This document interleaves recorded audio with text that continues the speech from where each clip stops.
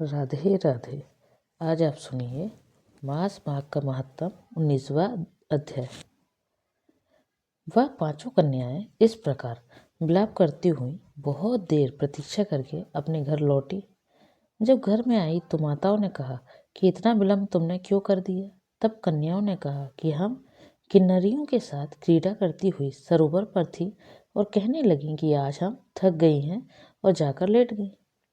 वशिष्ठ जी कहते हैं कि इस प्रकार आशय को छुपाकर वह विराम की मारी पड़ गई।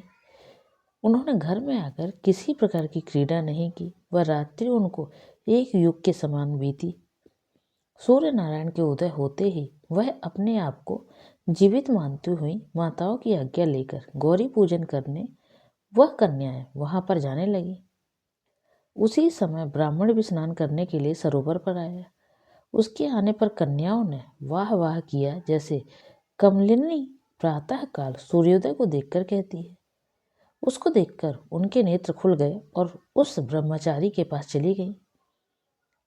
आपस में एक दूसरे का हाथ पकड़कर चारों तरफ से उसको घेर लिया और कहने लगी कि मूर्ख, उस दिन तू भाग गया था लेकिन आज नहीं भाग सकता। हम लोगों ने तुमको घेर लिया है। ऐसे वचन सुनकर बाहुपास में बंधे हुए ब्राह्मण ने मुस्कुरा कर कहा, तुमने जो कुछ कहा सो ठीक है, परंतु मैं तो अभी विद्याभ्यास और ब्रह्मचारी हूँ। गुरुकुल में मेरा विद्याभ्यास पूरा नहीं हुआ है। पंडित को चाहिए कि जिस आश्रम में रहे उसके धर्म का पालन करे। इस आश्रम में मैं विवाह करना धर्म नहीं समझता। अपने व्रत का पालन करके और गुरु की आज्ञा पाकर ही विवाह कर सकता हूँ, उससे पहले नहीं कर सकता। यह बात सुनकर वह कन्याएं इस प्रकार बोली जैसे वैशाख मास में कोयल बोलती है। वह कहने लगी कि धर्म से अर्थ और अर्थ से काम और कर्म से धर्म के फल का प्रकाश होता है। ऐसा ही पंडित लोग और शास्त्र कहते हैं। यह काम सहित धर्म की अधिकता से आपके पास आई है, सो आप पृथ्वी के सब भोगों को भोगिए। उस ब्राह्मण ने कहा कि तुम्हारा वचन सत्य है, किंतु मैं अपने व्रत को समाप्त करके ही विवाह कर सकता हूँ, पहले नहीं कर सकता। तब वे कन्याएं कहने लगी कि तुम मूर्ख हो। अनोखी औषधि, ब्रह्मा बुद्धि, रसायन सिद्धि, अच्छे कुल की सुंदर नारियां तथा मंत्र जिसे समय प्राप्त हो तब ही ग्रहण कर लेना चाहिए। कार्य को टालना अच्छा नहीं होता। केवल भाग्य वाले पुरुष ही प्रेम से पूर्ण, अच्छे कुल से उत्पन्न, स्वयं पर चाहने वाली कन्याओं को प्राप्त होते हैं। कहाँ हम अनोखी नारियां, कहाँ आप तपस्वी बालक। यह बेमेल का मेल मिलाने में विधाता की चतुराई ही है। इस कारण आप हम लोगों के साथ गंधर्व विवाह कर लें।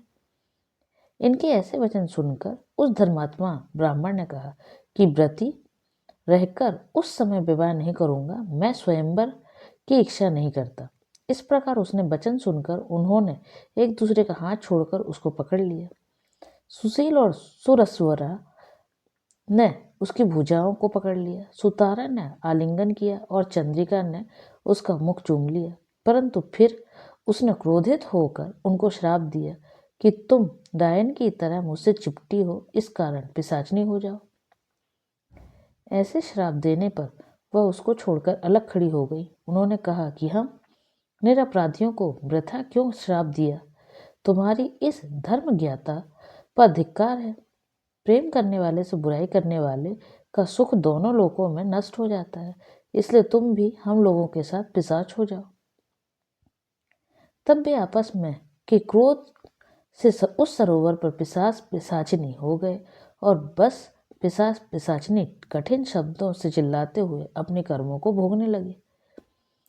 वशिष्ठ जी कहने लगे कि हे राजन, इस प्रकार वह पिशाच उस सरोवर के इधर उधर फिरते रहे। बहुत समय पश्चात मुनियों के श्रेष्ठ लोमश ऋषि पौष शुक्ल चतुर्दशी को उस अच्छोद सरोवर पर स्नान करने के लिए आए। जब क्षुधा से दुखी इन पिशाचों ने उनको देखा तो उनकी हत्या करने के लिए गोल बांधकर उनको चारों तरफ से घेर लिया। वेदनिधि ब्राह्मण भी वहां पर आ गए और उन्होंने लोमस ऋषि को साष्टांग प्रणाम किया। वे पिशाच ऋषि के तेज के सामने ठहर ना सके और दूर जाकर खड़े हो गए। देवनिधि हाथ जोड़कर लोमस ऋषि से कहने लगे कि भाग्य से ही ऋषियों के दर्शन होते हैं। फिर उन्होंने गंधर्व कन्या और अपने पुत्र का परिचय देकर सब वृत्तांत सुनाया और कहा कि हे मुनिवर, यह सब ही श्राप मोहित होकर आपके सम्मुख खड़े हैं। आप इन बालकों का निस्तार होगा। जैसे सूर्योदय के अंधेरे का नाश होता है, वैसे ही वशिष्ठ जी कहने लगे कि पुत्र के दुख से दुखी हुए। वेदनिधि ब्राह्मण के ऐसे वचन सुनकर लोमस ऋषि के नेत्रों में जल भर आया और वेदनिधि से कहने लगे कि मेरे प्रसाद से बालकों को शीघ्र स्मृति पैदा हो। मैं उनका धर्म कहता हूँ, जिससे इसका आपस का ज्ञान विलीन हो जाएगा। यह था 19वां अध्याय। आगे के अध्याय के लिए चैनल से जुड़े रहिए। तब तक के लिए राधे राधे।